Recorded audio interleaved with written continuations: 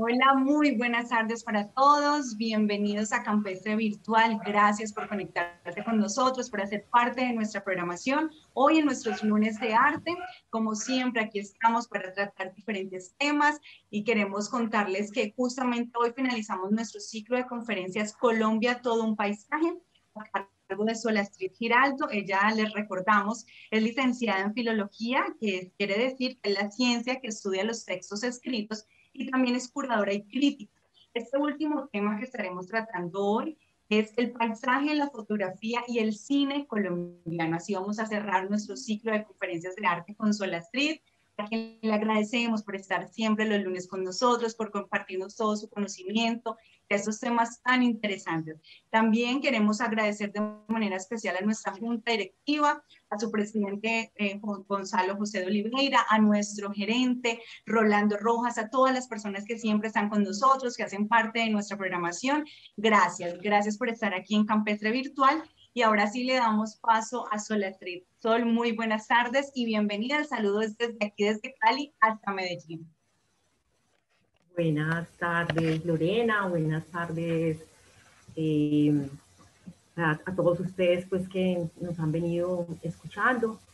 Entonces, sí, como dice Lorena, hoy vamos a tener pues, la última charla del ciclo, que va a estar pues un poquito apretadita porque se nos reunieron como dos temas que cada uno es como muy extenso, pues que es como el de el paisaje en la fotografía y el paisaje en el cine, que cada uno pues es un capítulo súper grande. Pero bueno, vamos a, aquí pues les traigo como una propuesta para terminar pues estas charlas. Sobre todo quería pues como que no perdiéramos el hilo como de la pregunta que se ha venido haciendo como desde el inicio de la charla, ¿cierto? Entonces traje artistas que están relacionados con lo que veníamos conversando, que están relacionados entre sí, y vamos a terminar pues como con la gran obra o la gran película del paisaje colombiano, que es La María de Jorge Isaac, que sí, pues que todos ustedes y todos queremos mucho esa obra. Entonces vamos pues a terminar con un pequeño videíto como de la película y a analizar un poco como el manejo del paisaje en esta película. Bueno, entonces comienzo. Voy a compartir entonces pantalla para que vamos a mirar nuestra charla de hoy. Bueno, Sol, mientras ahí comparte pantalla, gracias, interesante todo este tema. Y les queremos recordar a todas las personas que escuchamos la conferencia y al final podemos realizar las preguntas que tengamos acerca de estos dos temas que están uniendo en esta tarde, noche, Sol Astrid. Así que muchísimas gracias. Bueno, gracias, Lorena. Entonces, a ver, vamos a comenzar.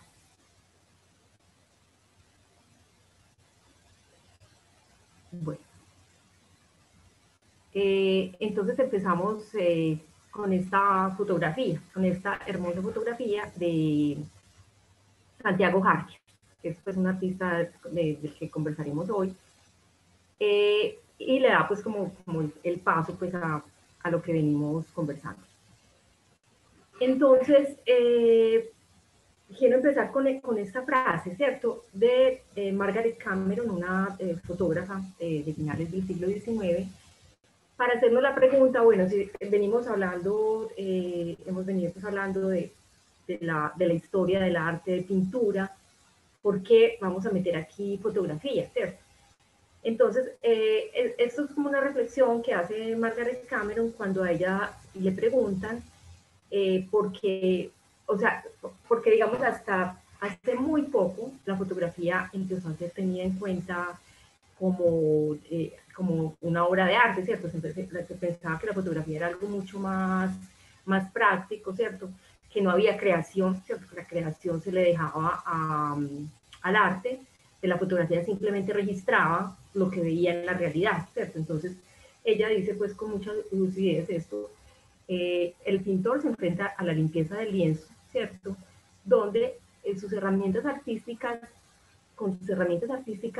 pues, que son los pinceles y pinturas, obviamente, desarrolla su obra, ¿cierto? El fotógrafo, en cambio, se enfrenta a un universo caótico de elementos de la realidad, ¿cierto? pero es a través de una mirada, esto es como muy importante, estéticamente educada, es donde organiza y puede capturar con su herramienta, que en su caso es la cámara, ¿cierto? Entonces, es como dejar de pensar que la fotografía simplemente, o sea, que todo el trabajo en la fotografía la tiene un aparato técnico, ¿cierto? Que es la cámara, y como que ya no hay nada más. O sea, si así fuera, todos seríamos grandes fotógrafos, porque ahora todos tenemos una cámara. Antes, digamos, no, antes la cámara solo lo tenían ciertas personas, entonces, digamos que fotógrafo era el que tuviera esa cámara. Pero ahora que todos tenemos acceso a una cámara, porque hay gente que ha desarrollado un trabajo artístico y los otros no, ¿cierto? Entonces, ella habla de esta cosa tan importante, que es lo de una mirada estéticamente educada, que es pues como lo que vamos a desarrollar hoy. Entonces habíamos llegado ya como al siglo, a finales finales del siglo XIX, habíamos visto ya el siglo XX, y habíamos terminado pues como ya con una artista contemporánea, como era María Teresa Negreiros. Nos vamos a devolver un poquito otra vez como a principios de ese siglo XX, con este fotógrafo, Erwin Krauss, que es digamos, fue casi que los primeros paisajistas pues, en fotografía en Colombia, y sobre todo como interesante que miremos como digamos, su engranaje con estos otros pintores, o sea, porque de alguna manera él es fotógrafo, pero está relacionado, vamos a ver si está relacionado, por ejemplo, con la Escuela de la Sabana, que hemos dicho pues que fue como el origen de toda como todo este paisajismo en Colombia, ¿cierto? Entonces aquí pues muy brevemente, a ver, me parece como interesante sobre todo que empecemos como a mirar este retrato. Detrás hay un mapa,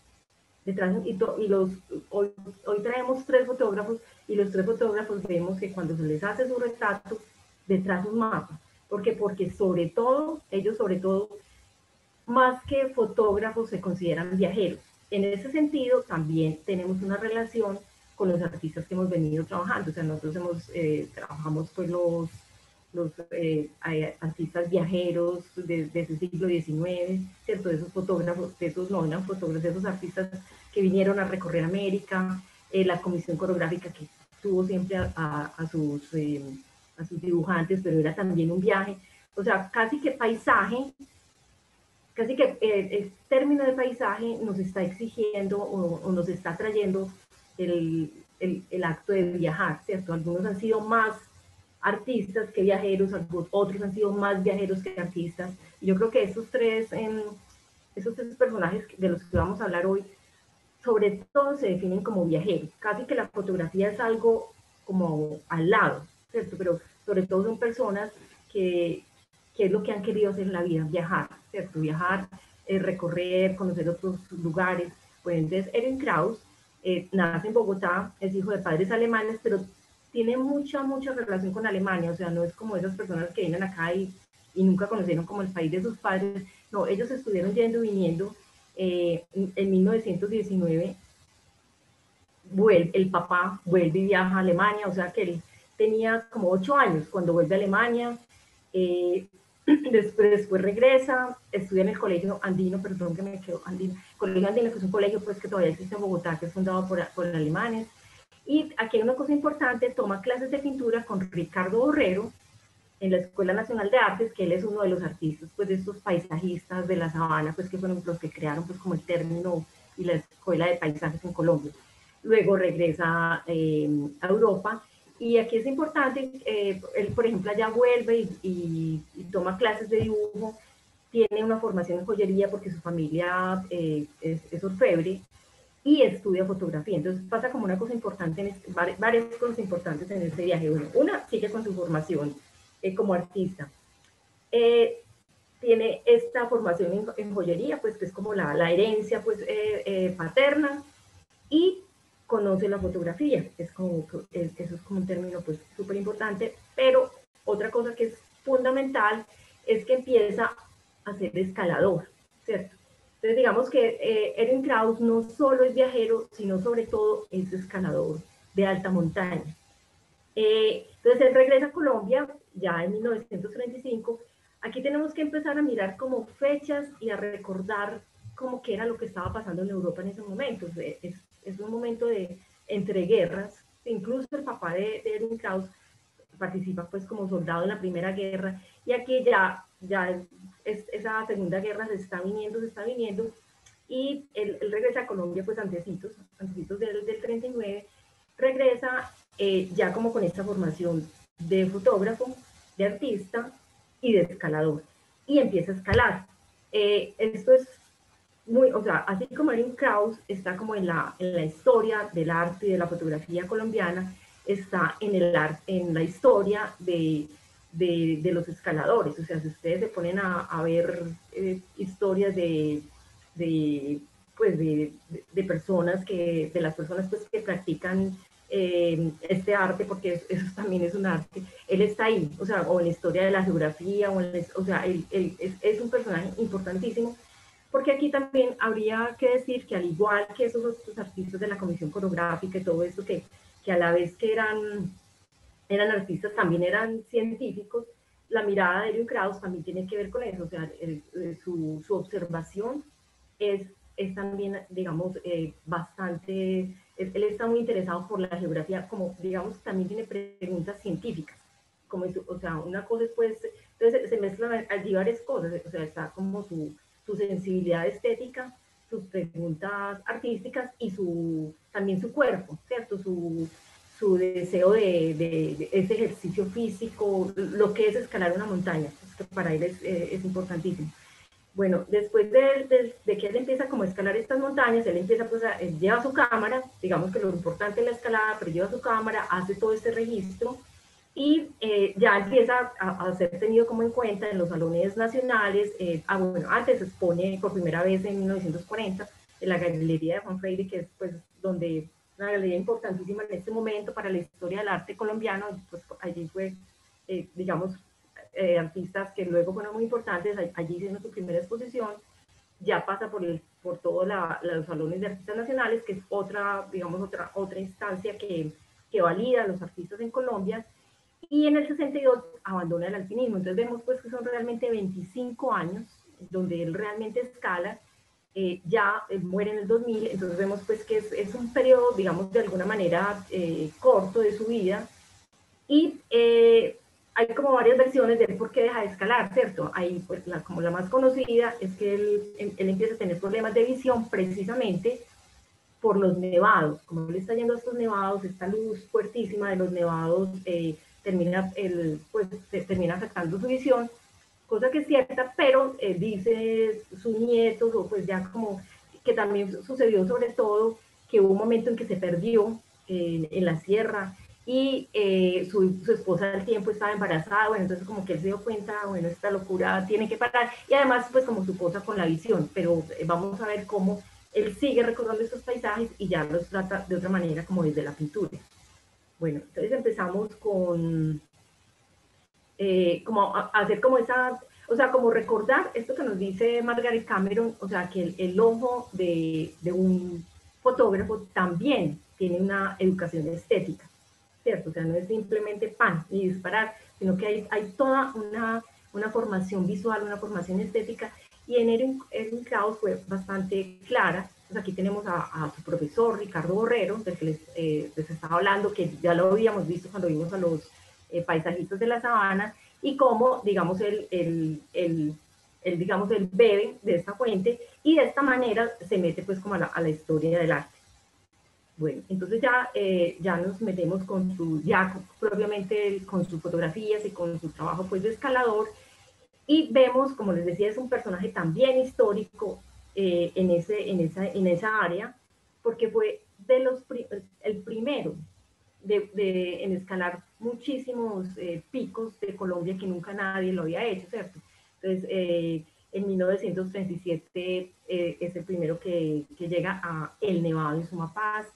En 1938 al Pan de Azúcar en el Cocuy. En el 1939 al Pico Simón Bolívar, que es la montaña más alta de Colombia, en la Sierra Nevada de Santa Marta. el Ritacuba Negro en el Cocuy, en el 43 asciende los nevados de Tolima, Santa Isabel y el Ruiz, y en el 44 el nevado del Huila. Entonces vemos pues que por este lado, así él no hubiera llevado cámaras, hubiera quedado pues en la historia, en otra historia. Entonces aquí lo vemos, aquí pues en la primera foto está en el pico Simón Bolívar y en la segunda está en el nevado del Tolima. Entonces aquí les traigo a Guillermo Wiedemann para que lo recordemos. Guillermo Wiedemann lo estuvimos viendo en la clase pasada, porque hay unos paralelos como muy interesantes entre Krauss y Wiedemann, ¿cierto? Tenemos que recordar que ambos vienen de Alemania, o sea, Krauss sí es colombiano, Wiedemann sí llega pues ya aquí ya, Wiedemann sí, digamos que Wiedemann sí es un inmigrante, mientras Krauss pues va y viene, pero él nace en Colombia y es colombiano. Pero vemos, por ejemplo, que esta primera escalada que la hace en el 37 es, digamos, 2 años antes que 1939, que es el año en que llega Wiedemann, ¿cierto?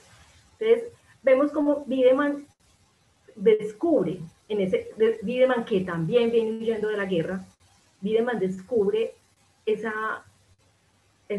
digamos, esa explosión de vegetal y de selva y de colores y de vida que se chocó en ese momento tan duro de Europa, ¿cierto? Ellos vienen de unos países que están pues al borde, países pues como con esas complejidades políticas, con esa muerte encima, con digamos, esa oscuridad, esa falta de, o sea, como que cuando sucede la Segunda Guerra Mundial es como lo que se está poniendo en juego es la civilización, todo esto, y ellos llegan a América y es casi que como un nuevo descubrimiento de América para ellos, ¿cierto? Una región que está, digamos, de alguna manera fuera de esa gran conflagración mundial, y en América y en Colombia, sobre todo, unos lugares que están todavía mucho más apartados. O sea, entonces Wiedemann descubre ese Chocó en ese momento y al mismo tiempo vemos a Krauss descubriendo estos nevados de los que estábamos hablando.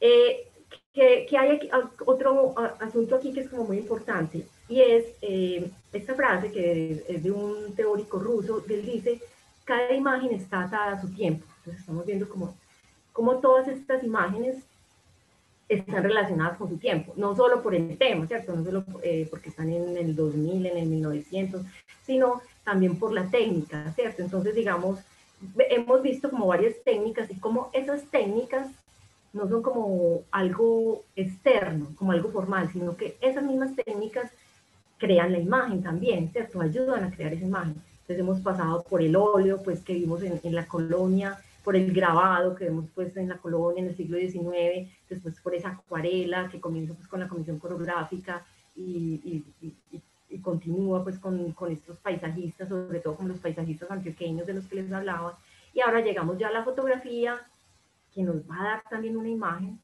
¿cierto? Nos va a dar un formato de imagen, y el cine, ¿cierto? Entonces vamos a ver, y una fotografía en blanco y negro o una fotografía en color. Entonces aquí vemos, pues como todas estas técnicas tienen también, le aportan a la imagen, ayudan a crear esa imagen.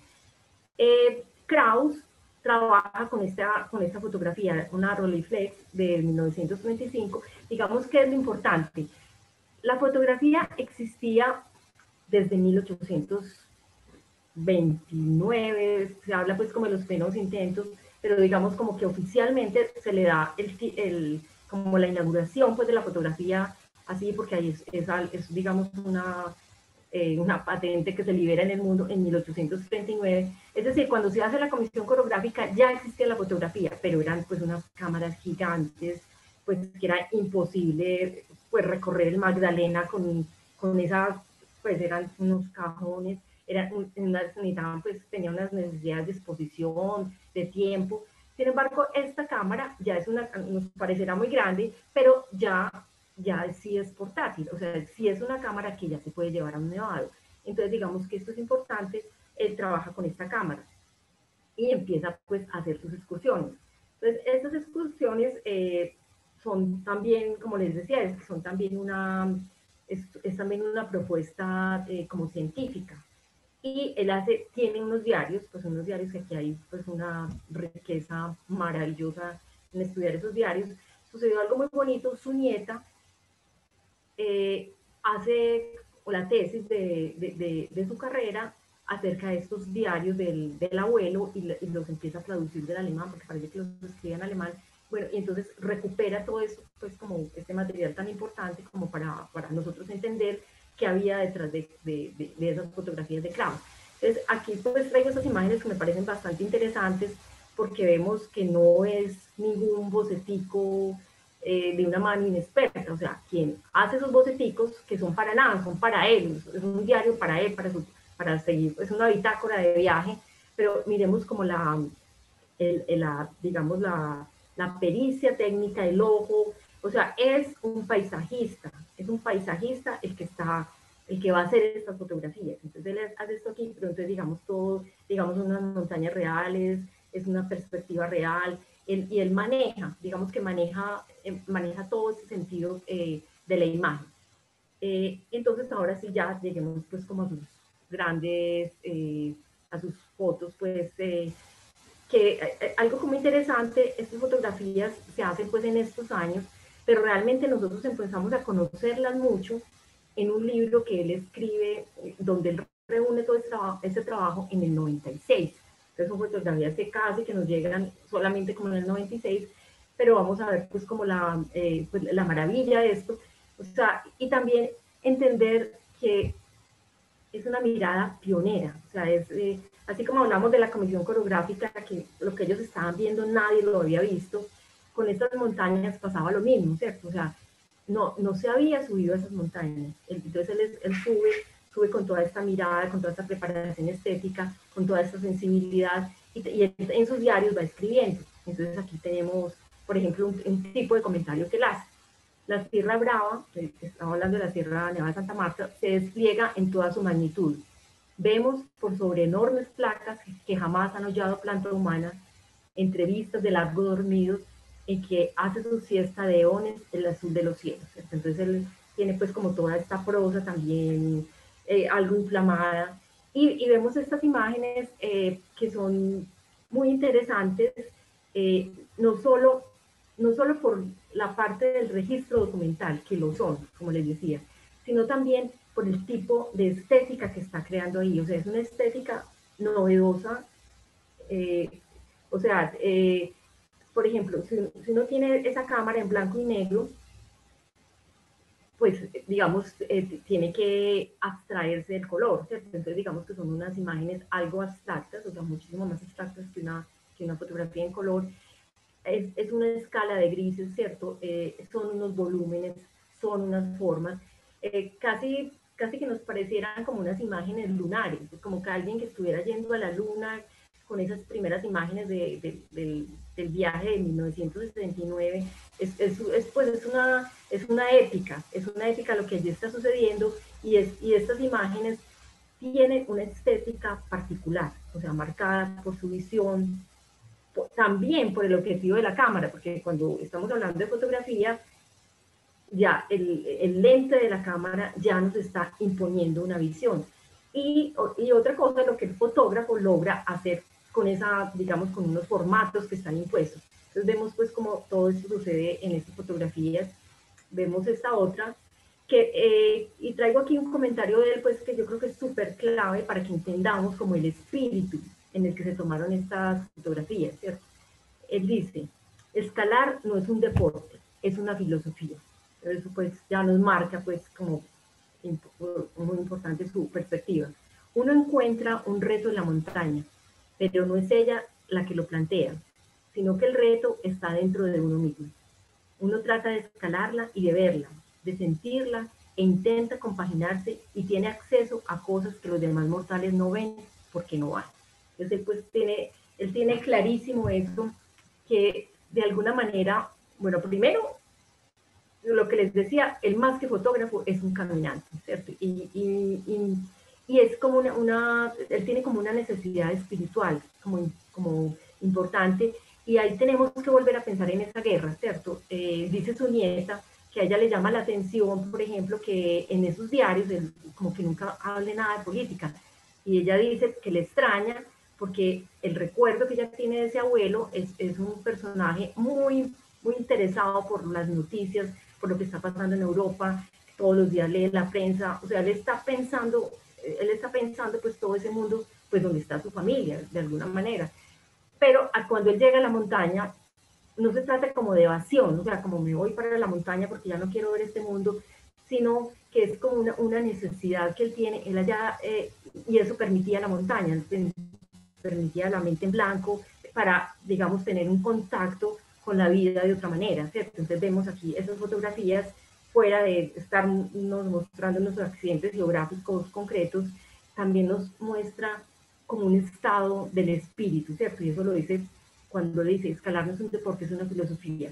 Y lo otro que es muy importante, que nos lo marca esto, es que él sabe que está en un lugar al que nadie ha ido, al que nadie ha visto, ¿cierto? Volvemos a marcar como la diferencia.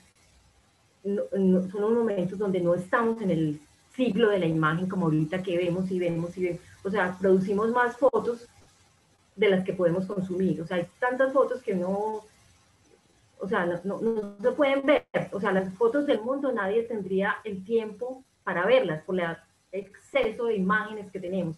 Estamos en estos años, eso no ha sucedido, ¿cierto? Las imágenes tienen otro peso, ¿cierto? Esta imagen es única y él se siente como un adelantado y siente como también ese compromiso de llevarle a la gente algo que nunca verá, porque nunca, ahí están ahí, vivimos en Colombia, están esas montañas, pero nadie se ha apropiado de ellas, o sea, nadie las ha recorrido, nadie las ha amado, nadie las ha visto. Entonces, él nos trae esas montañas, entonces, eso es como algo importante. Aquí tenemos otra, esta ya es de la Sierra Nevada del Cocuy, vemos todo entonces aquí es como importante también ver esos planos, ¿cierto? Él empieza aquí a mostrarnos también como casi que unos planos casi como escolares, ¿cierto? De altura, entonces tenemos aquí los frailejones, esos frailejones tan importantes, digamos, en Colombia, que no hemos visto, entonces tenemos ese trabajo, ese primer plano, esa laguna, luego ese plano del fondo, esas montañas relacionadas con ese primer plano y ese paisaje total, ¿cierto? Como que el paisaje no es un pedacito, sino sobre todo estamos hablando de conjuntos, de cosas interrelacionadas. Entonces tenemos pues aquí Sierra Nevada del Cocuy, algo pues una imagen que le hubiera encantado al sabio Caldas cuando hacía sus investigaciones y sus mapas. Esto era lo que él buscaba. Por este lado también lo podemos relacionar con esa expedición botánica. Tenemos aquí el Nevado del Quindío y aquí pues vemos toda la poesía de la imagen, ¿cierto? Nuevamente no es solamente un accidente geográfico, sino que es una composición estética donde hay ese manejo pues de la composición, de los planos, también de esa niebla, también de crear un misterio. Son unas imágenes absolutamente misteriosas, o sea, que tienen toda esa parte científica, porque vemos en este primer plano, pues hay una sensibilidad botánica de la que hemos venido hablando, pero también está como ese aliento de la tierra, ¿cierto? Ahí vemos como todo como esa magnificencia, ¿cierto? Como que invade pues al fotógrafo y digamos al espectador. Aquí es importante, y esto es lo que vamos a empezar a ver, que digamos, él fue un mensajero en un momento dado de sus contemporáneos, de esos contemporáneos que no subían a la montaña, él iba a la montaña y les traía un mensaje. Ahora lo empezamos a ver de otra manera, ya no es solo un mensajero en el espacio, sino también un mensajero en el tiempo. O sea, él va a esa montaña a la que no hemos ido, pero también va a un tiempo al que ya no podemos ir, ¿cierto? Ya todo ese paisaje ha cambiado, se ha transformado totalmente. Y, por ejemplo, tanto que los nombres de los accidentes geográficos han tenido que cambiar. Por ejemplo, este era el Nevado del Quindío. Ahora le decimos el Paranillo del Quindío, porque ya no hay nieve. Entonces vamos a ver, y alguien ha hablado de todo este trabajo de Ewing Krauss como la crónica del deshielo. Entonces vamos a ver un país que se deshiela. Entonces, digamos, él lo ve helado, pero ya ahora si vamos, ya todo eso se ha perdido. Entonces aquí traigo estas fotografías de Oscar Castaño, que no es el único, o sea, Erwin Krauss, digamos, es como un ídolo, como un ícono. Entonces hay muchos artistas, o muchos fotógrafos, sobre todo pues los fotógrafos caminantes, se han inspirado mucho en él y han repetido sus recorridos. Y nos están dejando pues como esa crónica del antes y del después, una crónica del deshielo, ¿cierto? Entonces vemos aquí, por ejemplo, el volcán del Nevado del Tolima en los años 30 y ahora en el 2016 va Oscar Castaño y esto es lo que encuentra. Se pone pues, repite la perspectiva, el lugar donde se paró Krauss y vamos viendo pues cómo ese país va desapareciendo. Aquí tenemos ya el Nevado de Santa Isabel en los años 30 y en los años 2016, pues nada que decir. Y aquí sucede lo mismo con esta laguna, que también tuvo que cambiarle el nombre, ¿cierto? Era una laguna a la que caían pues témpanos de hielo, y esa era como su característica cuando va a Krauss, le ponen ese nombre, Laguna de los Témpanos, hoy simplemente es Laguna de la Sierra. Entonces vemos cómo está esa laguna hoy, cómo estaba antes, y esto pues nos da como pie estas dos imágenes para ver como esto que les hablaba de la estética de la imagen. O sea, cada época tiene su color. Y sobre todo, estas épocas que nosotros estamos conociendo por fotografía, no es solo como que el color de la época cambia, sino también, digamos, la tecnología. Entonces, una cosa es, estas imágenes son imágenes analógicas que se hicieron con rollos de fotografía, que se imprimieron. Entonces, digamos, el papel se transforma en el tiempo, los negativos se transforman, entonces van empezando a coger como esa pátina. Entonces para nosotros ya es esta imagen que ya deja de ser como estrictamente documental y empieza a ser ya una imagen. Es una imagen independiente de su referente, una imagen hecha de grises, una imagen con este tipo de composiciones. Entonces vemos como dos estéticas, no solamente que el nevado ha cambiado, sino que la estética también ha cambiado, que la tecnología ha cambiado, que la manera de atrapar las imágenes ha cambiado, y vemos aquí pues como estos dos contrastes.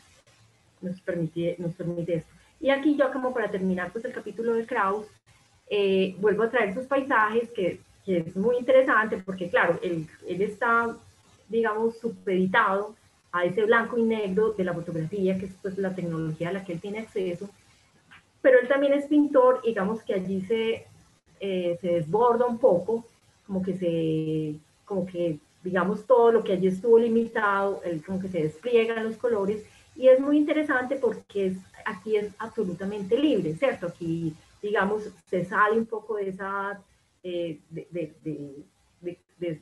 esa necesidad documental, o cierto, que digamos que la escuela de la Sabana, digamos, un poco más clásica en este tema de los colores, ¿cierto? Había unos colores, digamos, había una carta de colores que era muy, digamos, muy académica, ¿cierto? Había que usar, digamos, colores más naranjas, como en el primer plano, colores más violetas al fondo, y siempre como buscando de alguna manera como una mímesis, como una imitación de la realidad. Aquí vemos a Krauss como muy liberado, con una imaginación ya muy liberada, y en otro plano donde vemos pues que, digamos, ese interés de hacer una mímesis real no sucede, y con digamos, como una fiesta del color, que aquí podríamos volver a hablar de Wiedemann, de esa fiesta del color que tuvo Wiedemann cuando llegó pues como a toda esta costa pacífica. Bueno, a Krauss los especialistas lo consideran sobre todo como consideran que su trabajo más importante es la fotografía, que los paisajes no tanto, pero digamos para él siempre estuvo como entre las dos cosas, las manejó por igual, y en este libro que les digo que hace en el 96 incluye tanto fotografías pues como pintura. Entonces aquí cerramos pues este capítulo de Krauss y nos vamos muchísimo más adelante, ya a los años 80, al fotógrafo Santiago Harker. Bueno, Santiago Harker personaje súper interesante, digamos que el gran paisajista de nuestros tiempos. Este es Santiago Jarque, entonces vean que también su retrato, me pareció bastante interesante, es con mapas. Y Santiago Jarque sí que decidió ser caminante, o sea, sí que es clave para él o claro para él que lo que es caminante, o sea, la fotografía por añadidura. Él quiso ser caminante, pero claro, uno en estas sociedades productivas, cuando a uno le preguntan, ¿usted qué quiere ser cuando sea grande? Pues nadie va a poder contestar, quiero ser caminante. Entonces digamos que fue casi que una vida buscando cómo volver ese caminar como su profesión, ¿cierto? Bueno, y lo logra de una manera maravillosa. Entonces Santiago Harker, miren, nació en el 61, estábamos hablando de Krauss en 1911, pues ya tenemos pues medio siglo, es otra generación. Él es ingeniero mecánico de la Universidad de los Andes, es como muy, el camino de él es bastante interesante, que dice que él al principio casi que no se da cuenta que lo que quería era viajar. Él al principio tuvo una fascinación absoluta por los barcos y luego una fascinación que después cambió por los aviones, hasta que en un momento dado dijo, no es ni el barco ni el avión, yo lo que quiero es viajar, ¿cierto?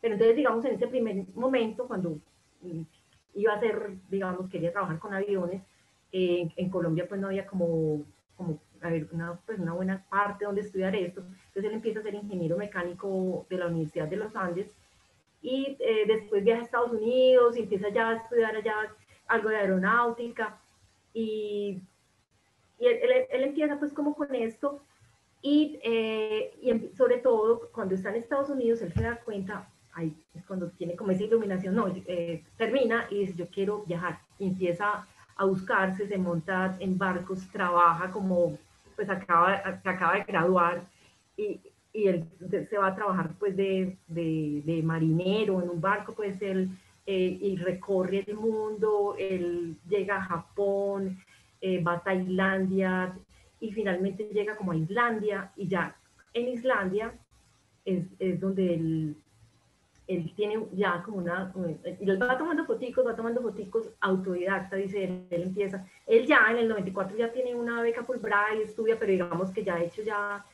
ha descubierto su estética y su relación con la fotografía antes de estudiar. Él empieza con una camarita, eso también es interesante, que no lo conecta con Erwin Krauss, con una Rolleiflex, claro, una Rolleiflex de los 80. Otra cosa como muy interesante en Santiago Harker, que marca su trabajo definitivamente, es que él es esencial, o sea, él no, uno de esas fotografías que ya vamos a ver, él sobre todo, él dice, él carga la cámara que no le pese, ¿cierto? Y a veces un pequeño trípode, pero pues porque él lo que quiere es moverse, entonces para él moverse uno puede llevar la tecnología más sofisticada, entonces también tiene esta cámara, bueno, y ya vamos a empezar a ver pues como este trabajo pues que es alucinante, para a mi modo de ver, pues es como el gran fotógrafo paisajista de nuestros días. Entonces él dice esto, ¿cierto? Colombia tiene una ventaja sobre muchos países y es su aventura visual, eso es súper clave, ¿cierto? Dice, aquí salir a un paisaje, una cosa y una aventura visual que no la vamos encontrando en todas partes. Dice, por otro lado, tiene todo, páramo, montañas altas, selvas, valles, de todo, ¿cierto? En ese sentido, se diferencia de Wiedemann, que vemos que Wiedemann quiso, o digamos, se sumergió solo en cierto paisaje, o sea, tuvo una conexión muy grande con esa costa pacífica, o con la tierra caliente que él decía, la costa pacífica, el Magdalena y el Cauca. Vemos a Krauss, que está casado definitivamente con la montaña, es lo que a él le interesa la montaña.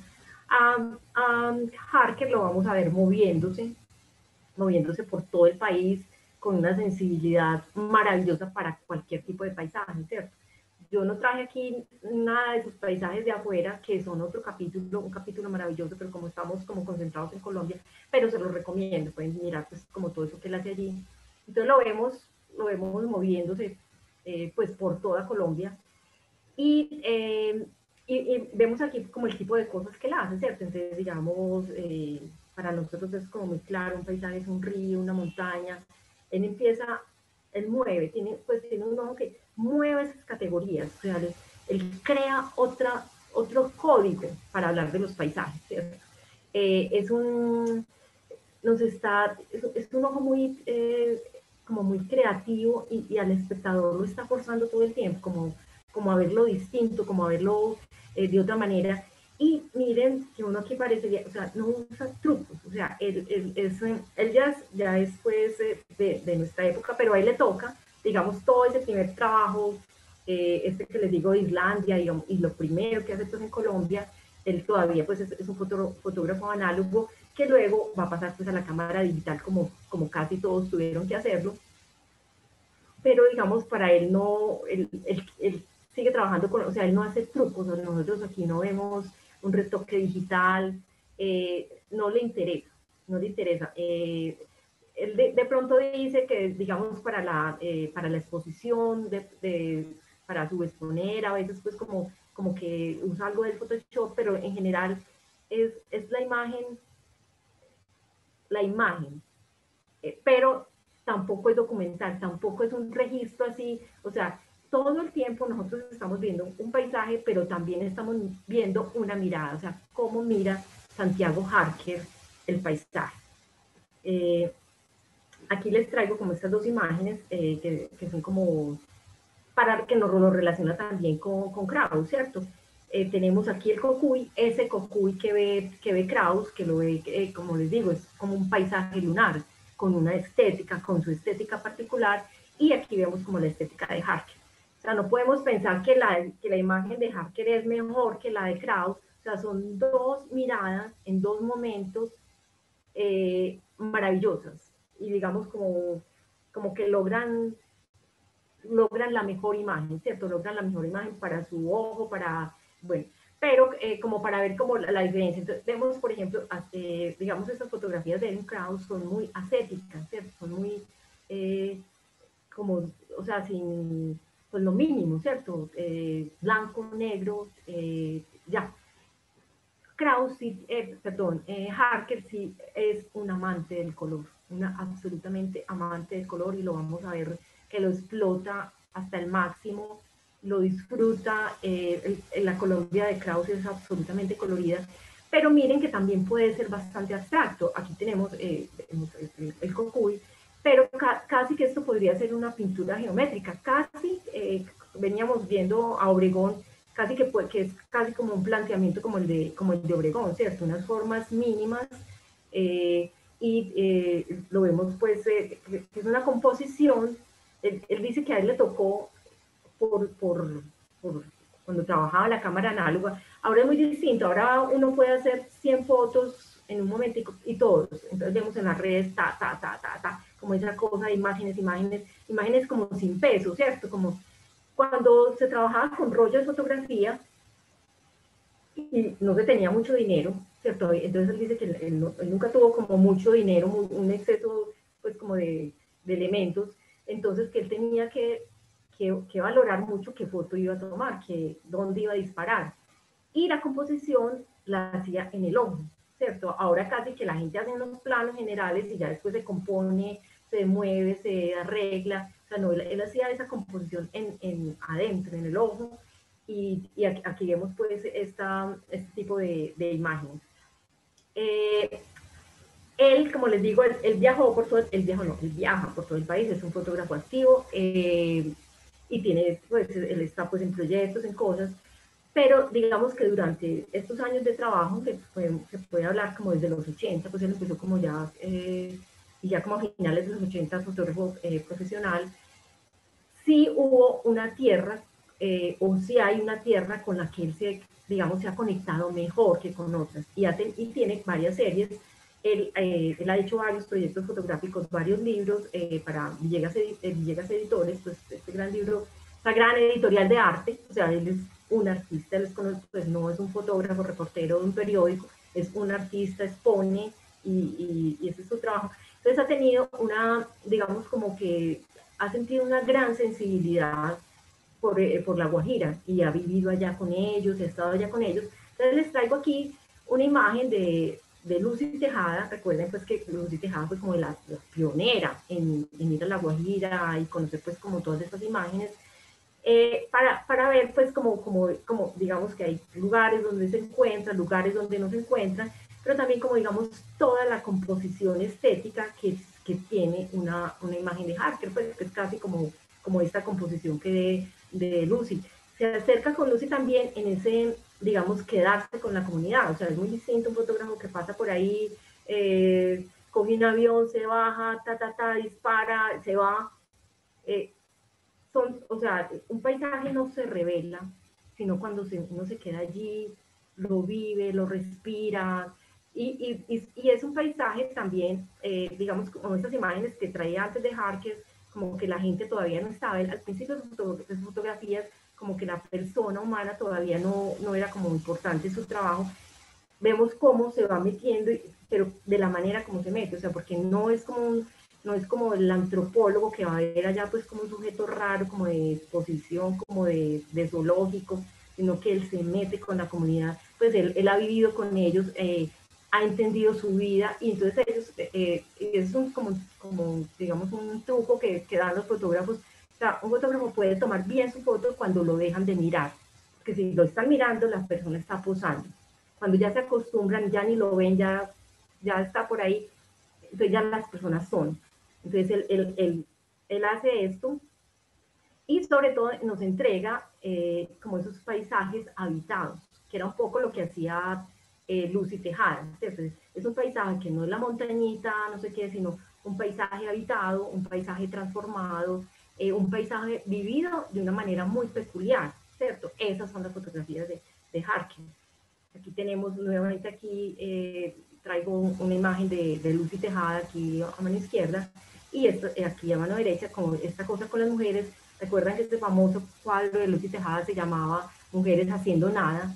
Aquí tenemos como estas mujeres con esa relación con el espacio, pero hablábamos también de esa relación con el tiempo, que reconocían Biederman y Tejada, de estos lugares pues un poco periféricos de lo que es el progreso en Colombia, donde el tiempo es otro, ¿cierto? El espacio y el tiempo es otro.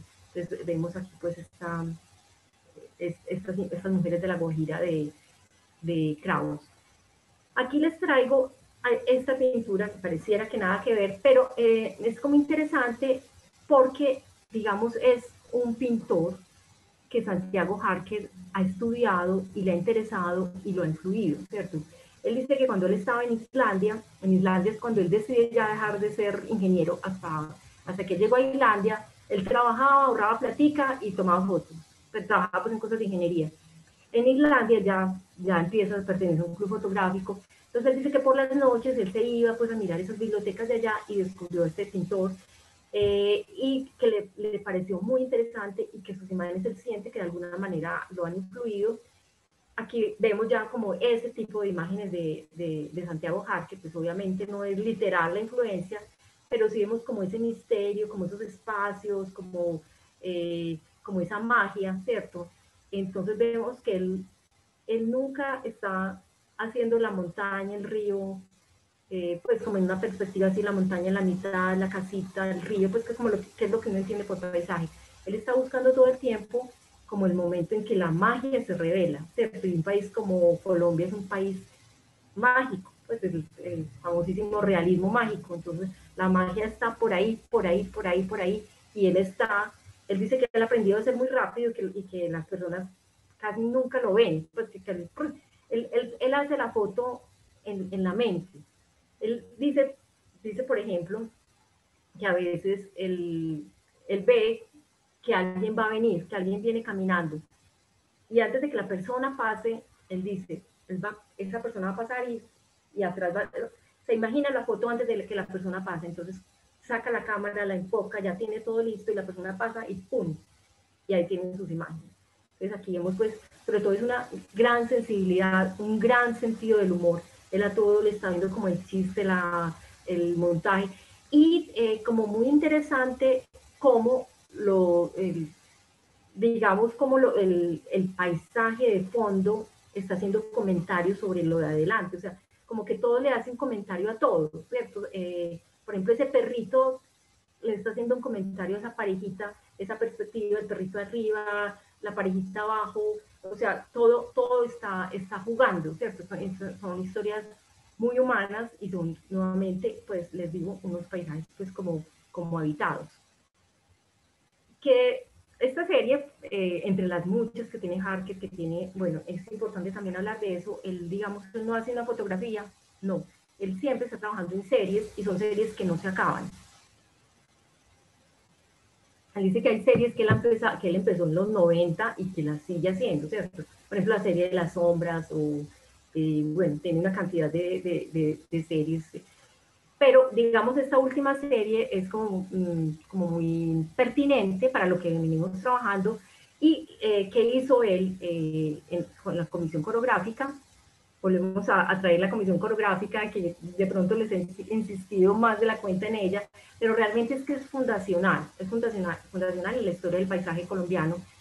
Entonces, ¿él qué hace? Él va, lo mismo que veíamos con Kraus, ¿cierto? Que hay fotógrafos que vuelven a ver qué fue lo que vio Kraus y a ver, pues, a ver que ya no quedó, que digamos el hielo desapareció, no sé qué. Entonces, lo que hace Harker en esta serie es estudiar muy bien estas imágenes de la comisión coreográfica y volver al lugar y ver qué ha pasado allí, sobre todo como a nivel como humano, ¿cierto? Aquí tenemos, esta es la famosísima Piedra del Peñol, aquí en Antioquia. Entonces tenemos la versión de la comisión coreográfica, vemos a estos personajitos abajo que nos hablan pues como de cómo era habitado ese paisaje en ese momento, y aquí en la fotografía de Harker, lo mismo. Entonces ahí está esa piedra que ha cambiado, le pintaron unas letras, arriba le hicieron un edificio bastante surreal, ese edificio que tiene hoy la Piedra del Peñol, y abajo la casita, ¿cierto? También esa casita nos sirve para darnos como nuevamente la escala de esa piedra, porque si no, no sabríamos qué tan grande es esa piedra, pero también nos habla de la modernidad, ¿cierto? Entonces, mientras aquí están esos campesinos, aquí vemos pues como esa modernidad, y empezamos a ver el ojo de Harker, que ya lo conocemos, pues con ese humor, con ese sentido de la oportunidad, y empieza, digamos, no a replicar, sino que él va allá, toma fotos y después dice cómo esas fotos pueden dialogar.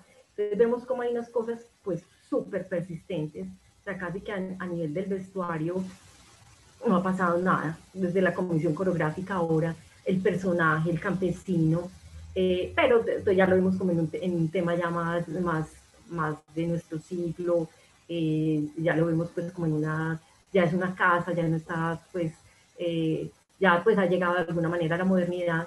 Entonces es una manera, como les digo, no es replicarlo, sino como buscar como cierta conexión, que a él le interesa mucho como el montaje. Entonces aquí hace no solo montaje adentro de la foto, sino montaje con estas imágenes de la comisión coreográfica.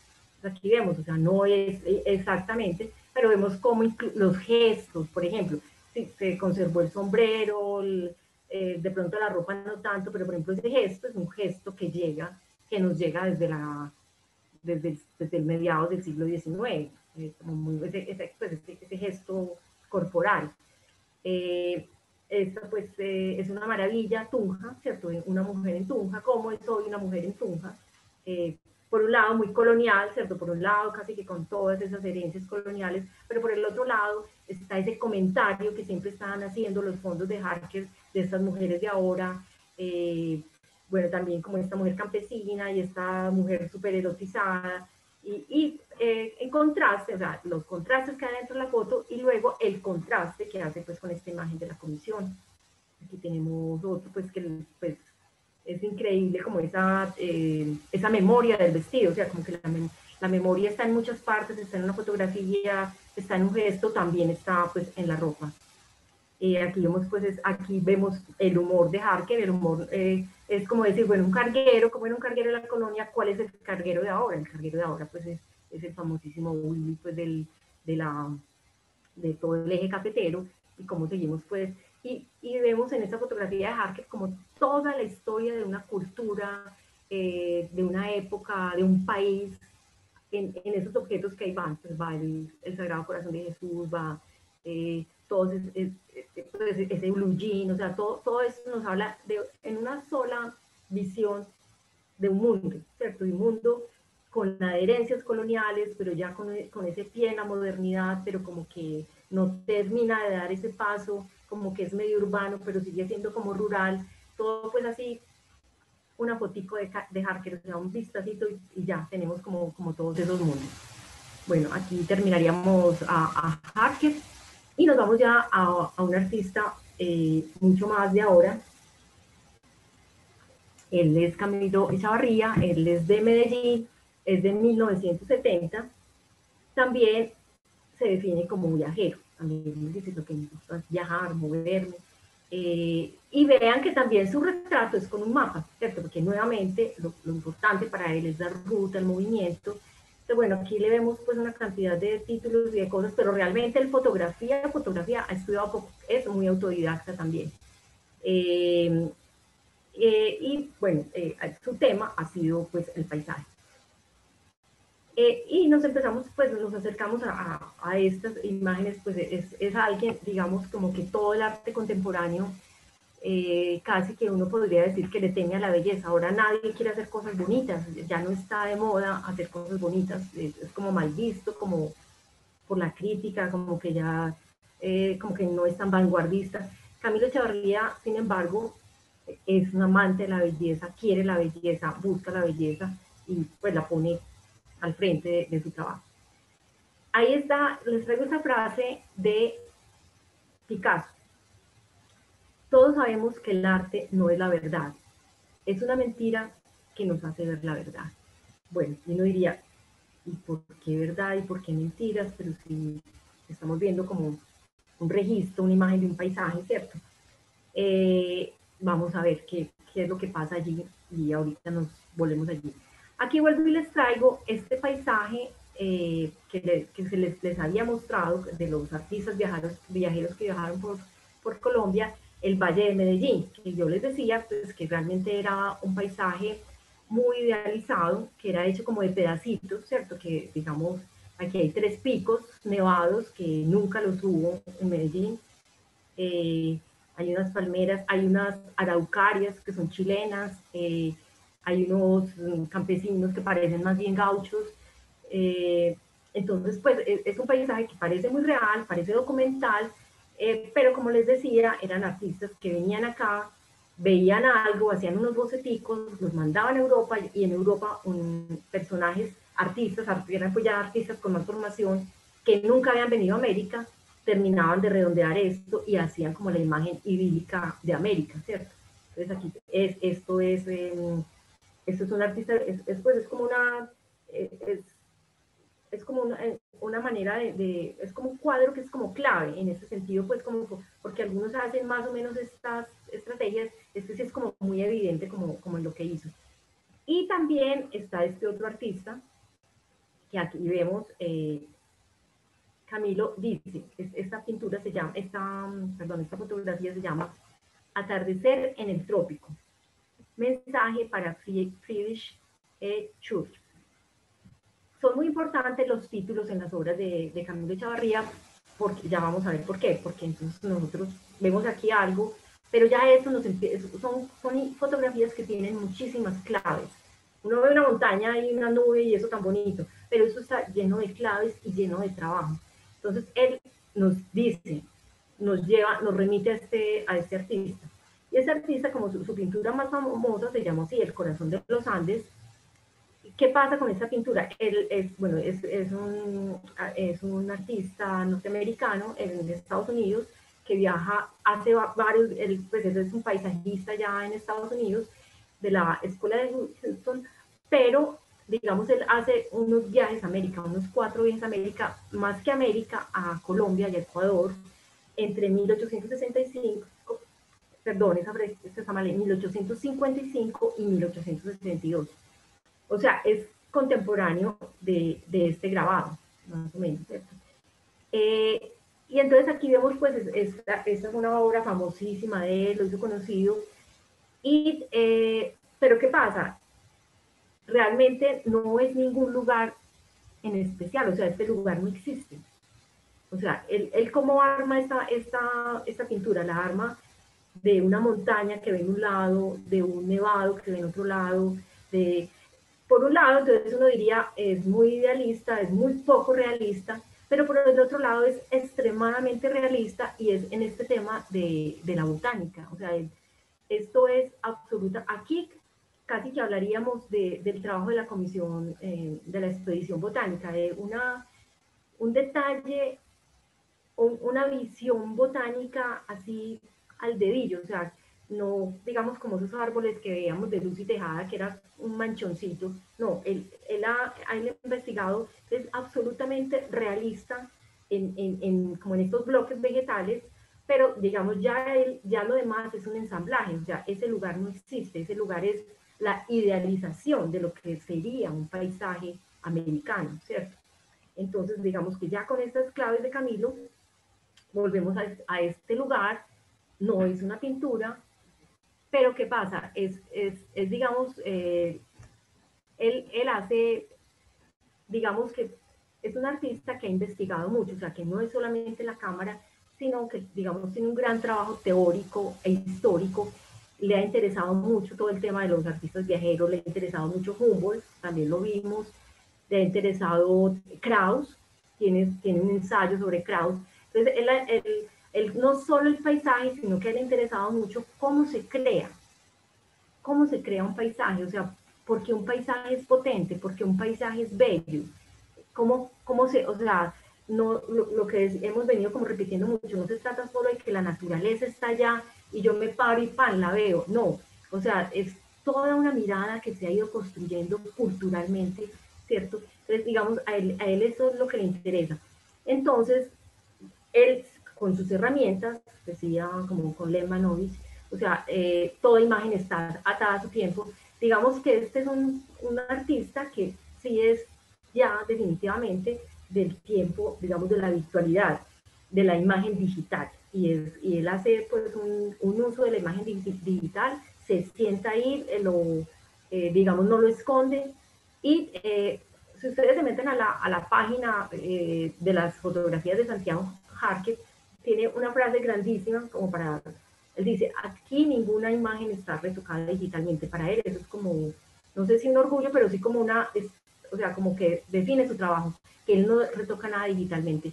Camilo pues, Chavarría, al contrario, no es que retoque, sino que para él su caja de herramientas ya no son los pinceles, ya no son los óleos, ya no es esa cámara de Krauss que era lo que salía, o sea, uno tomaba la foto y lo que salía, sino ya para él, digamos, su caja de herramientas es un computador y es toda la tecnología. Entonces él, digamos, en esas investigaciones sobre qué es el paisaje, entonces él dice, bueno, esto es un paisaje ideal del siglo XIX, ¿cómo reconstruir eso ahora? Entonces nosotros vemos esto, entonces vemos esa belleza, pero nos ponemos a ver, ese lugar no existe. No hay ninguna parte en Colombia donde nosotros podamos ver el Cauca y podamos ver ese nevado del Tolima, no sé cuál nevado es, o podamos ver esto, entonces eso es lo que él hace. Entonces digamos que él crea unas imágenes, sobre todo, él también tiene series, eso sobre todo lo hizo en una serie que se llamó Paisajes Ilustrados, donde ese era como digamos, sus referentes eran estos artistas viajeros como y esa mirada, pues, esa idealización del paisaje americano, pues él hace mucho, digamos, esto acá. Tiene, además de ese diálogo digamos, con la pintura, él hablaba ahí con Schur, que le hace un homenaje a Schur. Aquí tenemos otro, digamos, se llama así, Puente sobre el río Juanambú, nos da pues ya un lugar, pero ya su diálogo ya no es con un artista, sino con un personaje histórico, con Antonio Nariño. Entonces uno dice, bueno, ¿y dónde está aquí la conversación con Nariño? ¿Qué es esto? Y entonces Juanambú pues es una batalla que se libra en Pasto, es muy importante este río y un puente. Entonces empezamos a ver aquí estos dos puentes, este puente de la actualidad y este puente que crea acá. Entonces digamos, él hace este tipo de cosas, nuevamente pues como en ese diálogo con la historia. Y aquí les traigo una imagen que también habíamos visto en la primera sesión, que es esta imagen de José María Espinosa, que también recrea esa batalla de Juanambú. Entonces, digamos, uno aquí diría, pues es real, no es real. Pues uno dice, bueno, José María Espinosa estuvo allá, claro que pintó esto ya casi como al final de su, mire, la batalla fue en 1814, él la pinta en 1848. O sea, cuando él recuerda esto, es precisamente eso, un recuerdo. O sea, no hay pues digamos, esta montaña sí era así, este árbol era así, y el Señor cayó aquí. O sea, es un recuerdo y es una imagen genérica, idealizada, que tiene que ver como con el pasado, ¿cierto? Entonces, en ese sentido, esta fotografía de Juan Ambú también lo viene a hacer, ¿cierto? O sea, es como es una imagen donde él decide invitar, más que a Nariño, decide invitar a la historia. Los paisajes además, o sea, se habla de geografía, ¿cierto? Que es como, digamos que es como el presente de un paisaje, pero un paisaje también tiene algo que se ha llamado cronografía. O sea, un paisaje es hoy, pero fue ayer, pero será mañana, ¿cierto? Entonces hay como una amalgama de tiempos también en los paisajes que a veces olvidamos, y eso, digamos, lo que aquí, saca adelante Camilo. Aquí tenemos también, entonces aquí empezamos a ver como otros jueguitos. Entonces él dice, procuro balancear el contenido, la narrativa y la atmósfera, ¿cierto? Aquí vemos pues claramente esta atmósfera, pero empezamos a ver de pronto esta luz de abajo, no es muy clara con este cielo, ¿cierto? De pronto, o sea, no hay ningún objetivo fotográfico que nos pueda dar digamos, este detalle en este primer plano y este detalle en este plano de acá. Empezamos a ver aquí esta canchita de fútbol acá como metidita. Entonces, esos son el tipo de cosas que trabaja pues Camilo, y también llama así paisaje andino. Cuando nosotros nos dicen paisaje andino, nos imaginamos una cosa así, entonces él de alguna manera lo crea. No todas sus fotografías son así. Digamos que donde más trabajó eso fue en esa serie que les digo de paisajes ilustrados. Aquí es, digamos, algo, digamos, hacia donde él en sus últimos trabajos, sobre todo como su exposición Atlas, ha virado, que es el tema de la botánica y la geología, ¿cierto? Y entonces les hablaba nuevamente de esas texturas que aquí volveríamos a encontrarnos con Short, que vemos aquí, es ese detalle en la hojita, en la especie botánica. Para él eso es muy importante. Digamos que él se considera también un poco un artista viajero, y es lo que él quiere hacer. Dice, a mí me interesa la estética, me interesa la belleza, me interesa lo que me produce emocionalmente un paisaje, pero también me interesa una mirada científica. O sea, a él le interesa muchísimo la naturaleza, la botánica. Entonces él tiene, digamos, unos lentes macros con los que recrea como toda esta capa vegetal, y después están los otros, entonces termina construyendo esos paisajes, ¿cierto? Porque él dice que también, y eso pues le pasa a toda persona, pues no sé qué tanta conciencia, tal vez no tuvo Kraus, de que ese era un paisaje en transformación y que estaba desapareciendo, ¿cierto? Harker ya lo tiene, ya la tiene de alguna manera, y para Camilo Echavarría ya es una obsesión, es ya saber que esto está desapareciendo, ¿cierto? Entonces es como crear ese detalle, y como también hacer una conversación con el futuro, ¿cierto? Como, bueno, hace esa conversación con el pasado, pero también como que quiere dejarle esto al futuro. Bueno, con estos tres fotógrafos, bueno, aquí para terminar, esto me parece como bien interesante que él dice, la relación con la pantalla del computador es intelectual, mientras la experiencia de estar en el lugar es trascendental. O sea, para él, como tampoco pensar que él es un tipo totalmente frío, pues que su visión es intelectual, que su visión del paisaje es racional. Para él es digamos que él es un enamorado del paisaje. Él creció en el Cauca antioqueño, y él tiene como unos recuerdos de infancia, de cosas pues que fueron como muy importantes para él. Entonces él quiere como recrear eso, y cuando él va al paisaje, él dice que pues es lo que él más disfruta, de estar allá tomando esas fotos, pero digamos que sus paisajes tienen esas dos cosas, ¿cierto? O sea, no, digamos que de pronto Harker sí sale más de su tema, sin embargo para él hay después horas y horas de trabajo ya como en el computador. Entonces digamos que eso define mucho pues, y volvemos a hablar de que cada imagen pues está atada a su tiempo. Esta es de pronto una imagen, pues dijéramos, más contemporánea, más de nuestro tiempo, más de la tecnología de nuestro tiempo. Bueno, entonces aquí ya terminamos el tema de los fotógrafos. En esta charla supuestamente yo iba a cubrir pues fotografía y cine, pues definitivamente es imposible, lo del cine pues es otro capítulo, pero no quise terminar como esta charla ni este ciclo sin dejar de hablar como de ese gran canto al paisaje del valle que es esta película de María de Jorge Isaac. Entonces, Lorena, quería pedirte aquí el favor que pasáramos entonces el reelcito, sí, ese Claro cortito del que que sí. hablábamos. Claro que sí, ya le pedimos el favor a tecnología que nos ayude entonces con el video, por favor. Entonces,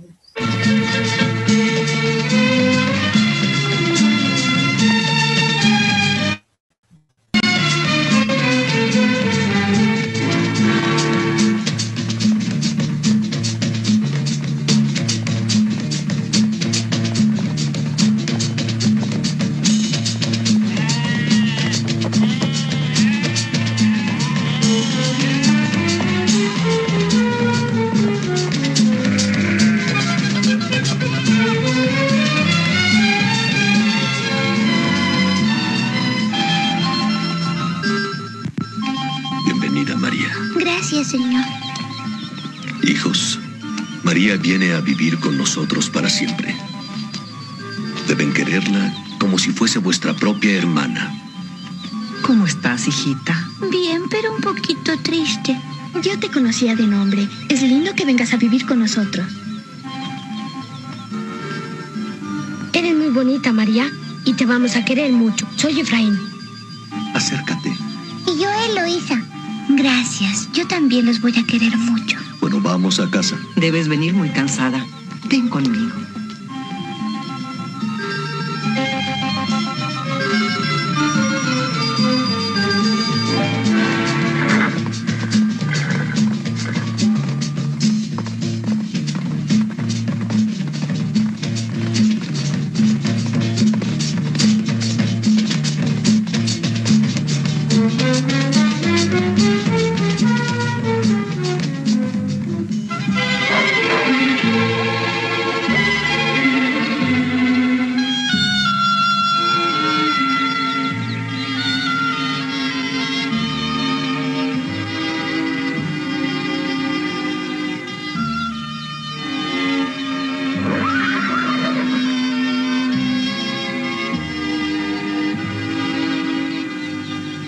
Efraín. Mayo, es tu amo.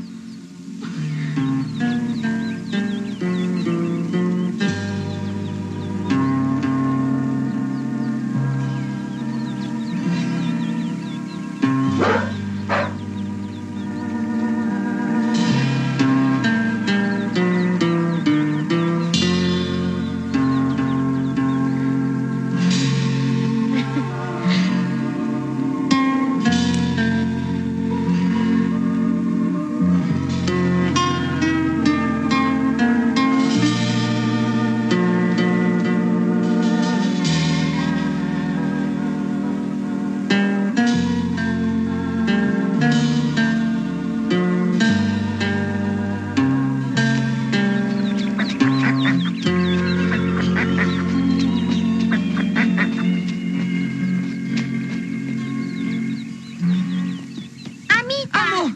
¡Ya viene el amo Efraín! ¡Qué felicidad, Dios mío! ¡Ahí vienen! ¿A dónde? ¡Allí! ¡Por fin, mamá!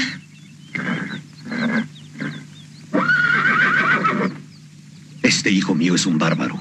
Según Braulio, debían llegar mañana al mediodía. Cuando se tienen ansias por llegar, el tiempo se alarga. O más bien se acorta. Juan Ángel, ¡Amo Efraín! qué gusto. Vamos con Braulio. ¿Cómo te fue, Braulio? ¡Hermano! Juanito. Eloísa, qué gusto. Emma, Efraín, pero ¿cómo han crecido? ¿creías que nos íbamos a quedar igual? ¿Y tú, qué me miras? ¡Ay, hermano, qué guapo estás!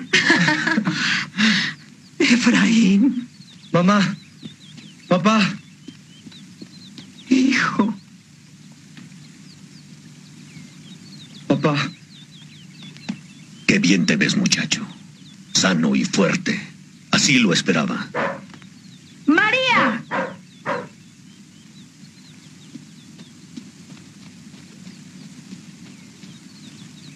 María, qué gusto de verte. Yo también. Es Mayo, ¿verdad? Sí. ¿Ya ves que tenía razón? También él está contento. Efraín.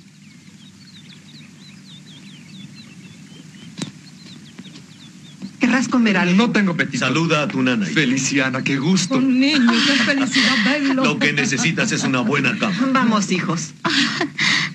¿Y cómo te diste cuenta que llegaría más temprano? No sé.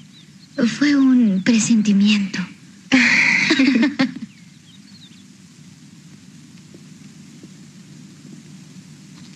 Todo está igual como lo dejé. Hasta flores me han puesto. Fue idea de María. Ella misma las cortó y las arregló. Me las llevo. No es conveniente dormir con flores. Buenas noches. Buenas noches. Ven, Mayo. Ana, que descansen, hijas. Hasta Buenas mañana. noches. Buenas noches. Ahora disfrutarás de unas largas vacaciones. Digamos un par de meses. Tengo todo preparado para tu viaje a Europa. Otra larga ausencia. Por favor, no hablen de eso ahora. Pero volveré con Ya mi título podemos de cortar, doctor. ya podemos cortar. El viaje ha sido muy largo y querrás descansar.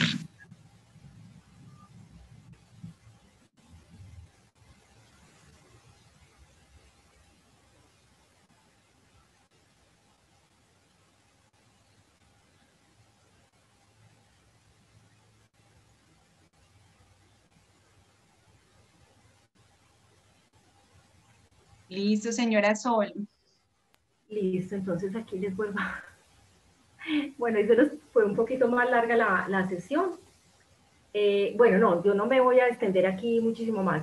Solamente, como así ya para terminar, como recordar que, pues, que la novela de Jorge Isaac, más que María, como que el gran protagonista es ese paisaje, ¿cierto? En ese sentido, es una novela fundacional.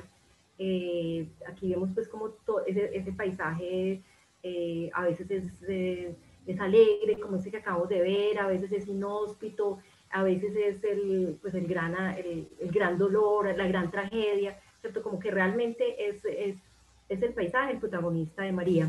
Y cuando se le hace esta adaptación en 1972, es pues como muy, muy bonito que eso lo haya entendido pues el director.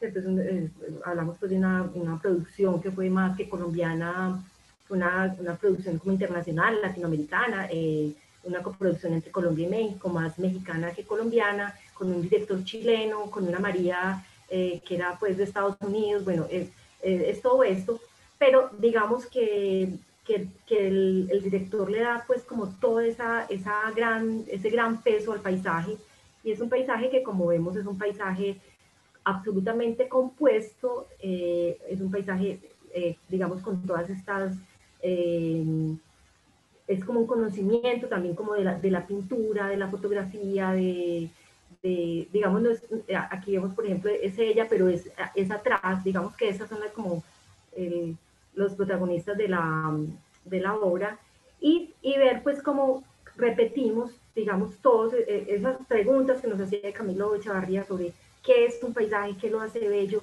o sea, como que hay unos códigos del paisaje que esta película también repite, que esta es una imagen de la película, esta es una imagen de Santiago Jarque, y esta es una imagen de Camilo Echavarría, pues como para ver que no todo esto es tan natural. Se trata sobre todo de unas construcciones visuales, culturales, que tienen que ver con la técnica, que tienen que ver con la historia, y bueno, entonces cerraríamos pues aquí como con este hermoso canto pues que se le hace al Valle del Cauca en esta película.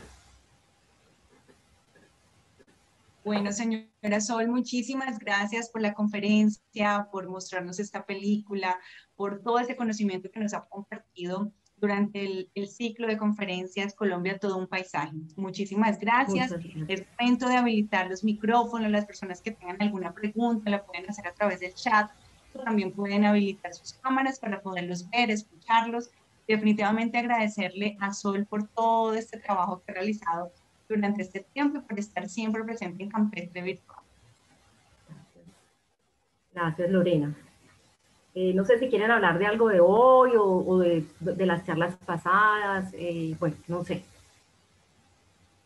Aquí el comentario, qué linda conferencia. Creo que nos ha quedado a todos bastante claro todo el papel del paisaje colombiano en el cine, bueno, lo que alcanzamos a ver del cine y la fotografía, porque nos quedó faltando, como usted decía, a avanzar y ampliar esta información puntual del cine.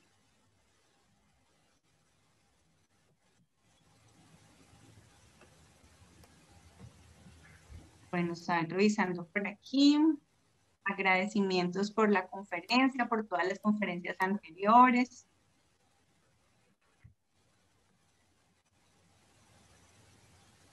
Bueno, Sol, hasta ahora no tenemos ninguna pregunta. Bueno, aquí una sugerencia para la conferencia. Ustedes hablan un poco más lento, nos dice por aquí el señor Francisco Villegas.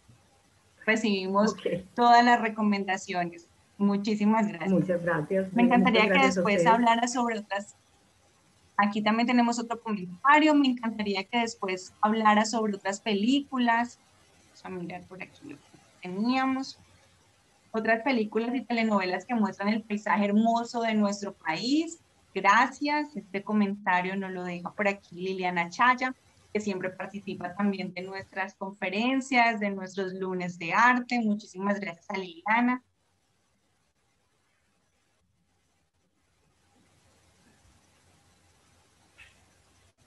Por aquí, historia, tecnología, técnicas sobre el paisaje, muy instructiva la conferencia, gracias. Sol, bueno, muchas felicitaciones, muy buena conferencia, mil gracias. Bueno, a todas las personas que se han conectado y con estos comentarios les agradecemos muchísimo por hacer parte de Campestre Virtual y por estar aquí cada lunes aprendiendo mucho más, compartiendo también ideas, porque muchas de las personas también escriben para puntualizar en algunos datos, para querer tener mucha más información, así que gracias a todos ellos. A Sol nuevamente gracias.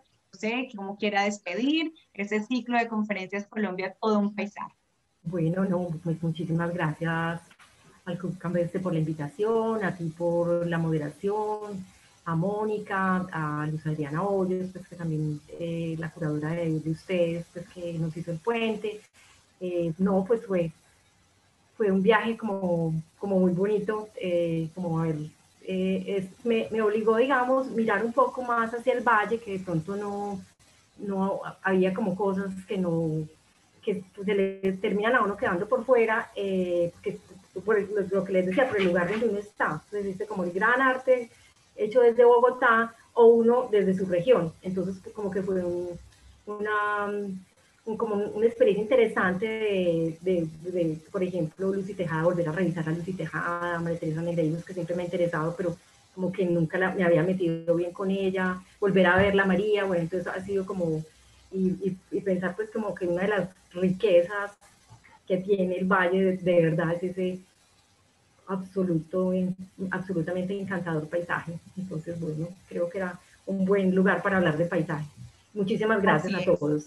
Muchísimas gracias, así es, el Valle del Cauca hermoso con sus paisajes, toda Colombia hermoso con sus paisajes, y estos espacios nos permiten seguir resaltando toda la belleza de nuestro país. Sol, muchísimas gracias a todas las personas que siempre hacen parte de Campestre Virtual, a nuestra junta directiva, a nuestro gerente, a todos ustedes. Nos seguimos encontrando en nuestros espacios para seguir apreciando el arte y la historia de nuestro país. Sol, que tengan una feliz noche. A todos muchas ustedes. Gracias.